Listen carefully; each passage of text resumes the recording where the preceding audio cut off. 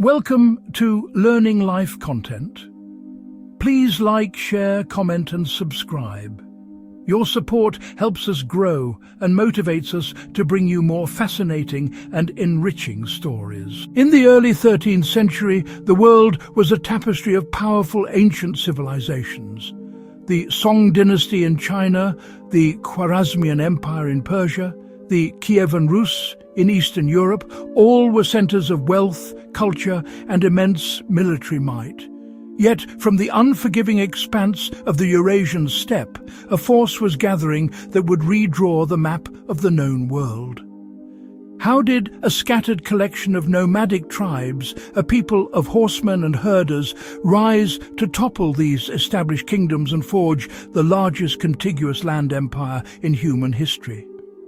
The answer lies not just in brute force, but in a revolutionary system of warfare, a terrifyingly efficient synthesis of strategy, technology, and psychology that left the medieval world reeling in shock. To understand their conquests, we must first understand the people and the land that forged them. The steppe was a harsh crucible, a land of extreme temperatures and scarce resources. Survival demanded resilience, self-sufficiency, and a profound connection to the horse. It was this environment that shaped the Mongol warrior long before Genghis Khan ever drew a breath. Before the rise of Temujin, later known as Genghis Khan, the steppe was a chaotic landscape of warring tribes and shifting alliances. Loyalty was fleeting, and betrayal was common. Genghis Khan's genius was not just military, but organizational. He shattered the old tribal structures, which had been the source of endless internal conflict. In their place, he instituted a revolutionary meritocracy, organizing his entire society and army along a decimal system. Soldiers were grouped into units of 10, the arban. 10 arbans formed a company of 100, the zun. 10 zuns made a battalion of 1,000, the myangan. And 10 myangans created the largest operational unit, a tumen of 10,000 warriors.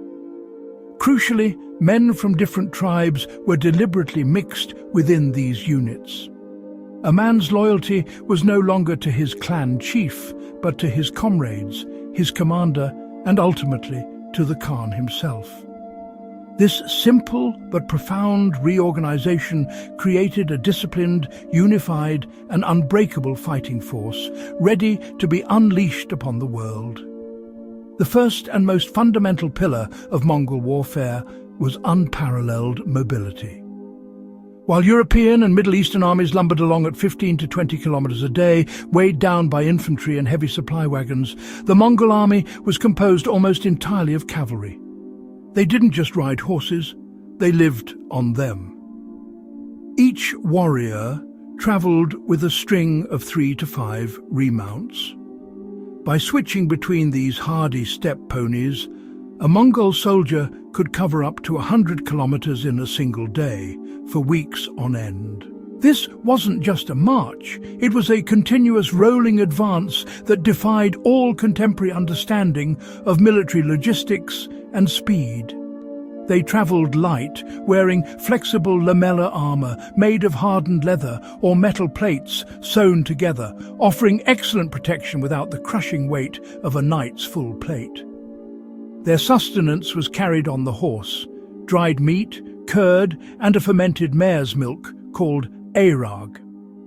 When rations were scarce, they were known to open a vein on one of their horses, drinking the blood, and then closing the wound, allowing them to operate for extended periods far from any supply base. This incredible speed was not chaotic. It was meticulously controlled. On the battlefield, Mongol commanders directed their tumens with a sophisticated system of signals. Black and white flags, horns, whistling arrows, and even colored banners allowed for complex maneuvers to be communicated and executed silently over vast distances. An entire wing of the army could be ordered to wheel, feign a retreat, or envelop an enemy flank with a simple series of flag movements. This gave them the ability to react to changing battlefield conditions almost instantaneously, a level of command and control their opponents simply could not match. This operational tempo meant the Mongols always dictated the terms of engagement. They chose where and when to fight, striking deep into enemy territory, appearing where they were least expected, and vanishing before a response could be mustered. They moved not like an army, but like a storm front. If mobility was the body of the Mongol army, its soul was the horse archer. The Mongol warrior was a master of the composite bow, a technological marvel of the medieval world. Made from laminated layers of sinew, wood and horn, it was small enough to be wielded from horseback, but possessed immense power, with a pull weight often exceeding 160 pounds and an effective range of over 300 meters. This far outranged the English longbow and was vastly superior to the simple crossbows used by many of their adversaries. Mongol archers carried multiple quivers with different types of arrows, each designed for a specific purpose. Heavy arrows with tempered iron tips could pierce armor. Lighter arrows were used for long-range volleys to harass and disrupt enemy formations. And terrifyingly, they used whistling arrows, drilled with holes to create a demonic shriek as they flew, designed not to kill, but to sow panic and shatter enemy morale before the real attack even began. The Mongols combined this potent weapon with devastating tactics. They turned speed into a long-range slaughter. One of their signature maneuvers was the caracole, where ranks of riders would gallop in a circle toward the enemy, release a volley of arrows at the peak of their advance, and then wheel away, protected by the next rank coming forward. This created a continuous, swirling storm of arrows that could decimate a static infantry line from a safe distance. Even more famous was the feigned retreat, a tactic they perfected into a deadly art form. A portion of the Mongol force would engage the enemy, then break and flee in apparent panic. Goaded by the prospect of an easy victory, enemy commanders would often order a reckless pursuit, breaking their disciplined formations. This was the trap. The fleeing Mongols would lead the disorganized pursuers into a pre-arranged ambush, where fresh, hidden reserves would spring from the flanks and rear, enveloping and annihilating the now exposed enemy. This tactic, known as the Parthian shot, played on the arrogance and indiscipline of their foes time and time again. Beyond the battlefield, the Mongols were masters of psychological warfare. Their conquests were preceded by their reputation. They understood that the fear of the Mongol army could be as powerful a weapon as the army itself. Their policy was brutally simple. Surrender unconditionally, and you will be spared. Resist, and you will be utterly destroyed. This wasn't an idle threat. When a city resisted, the Mongols would make an example of it. After the sack of Samarkand in 1220, Genghis Khan reportedly had pyramids of severed heads erected as a warning to other cities in the Khwarezmian Empire. Survivors were deliberately allowed to escape to spread tales of the horror, carrying terror ahead of the Mongol advance. This calculated brutality was a form of propaganda. It broke the will of entire regions, causing cities to surrender without a fight. They engaged in targeted terror, often focusing on the ruling elite to decapitate the society and create a power vacuum they could easily fill. They broke cities before the sieges even began, winning wars with fear. Early on, the Mongols' one great weakness was siege warfare. As nomadic horsemen, they had little experience in taking fortified cities. But a core tenet of their philosophy was adaptability. They were ruthless pragmatists, quick to learn and incorporate the skills of those they conquered. During their campaigns in China, they captured thousands of Chinese engineers who were experts in siege craft. These captives became an essential core of the Mongol army. They brought with them the knowledge to construct sophisticated siege engines like mangonels and massive counterweight trebuchets, capable of hurling enormous stones to smash city walls. They also brought the secrets of gunpowder.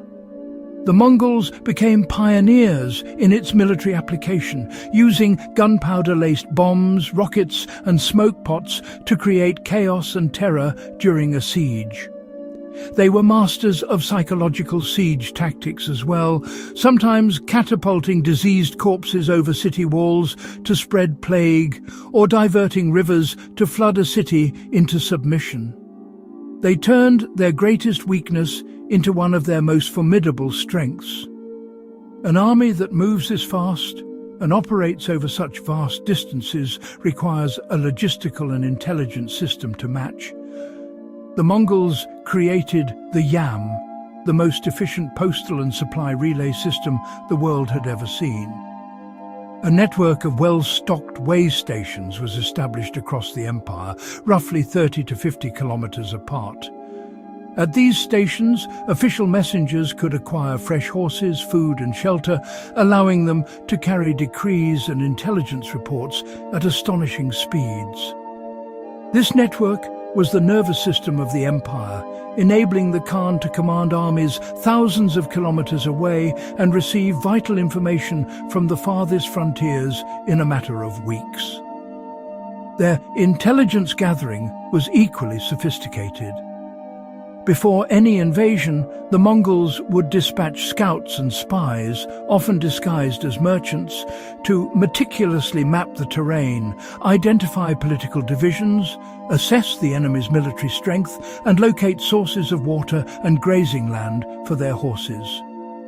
By the time the Mongol army invaded, their commanders often knew more about the enemy's territory than the defenders themselves. These elements, leadership, mobility, archery, psychology, engineering and logistics, were not separate tactics. They were interlocking components of a single devastating system of war. Each part amplified the others. Speed made their psychological tactics more terrifying. Intelligence made their speed more effective. Their organizational structure ensured that every new technology and tactic could be rapidly disseminated and implemented across the entire army. This system was fast, flexible, and utterly ruthless. It was a machine built for one purpose: conquest. And with it, a once scattered people from the steppes of Mongolia didn't just topple empires, they remade the world. Thank you for watching Learning Life content. Please like, share, comment and subscribe. Your support helps us grow and motivates us to bring you more fascinating and enriching stories.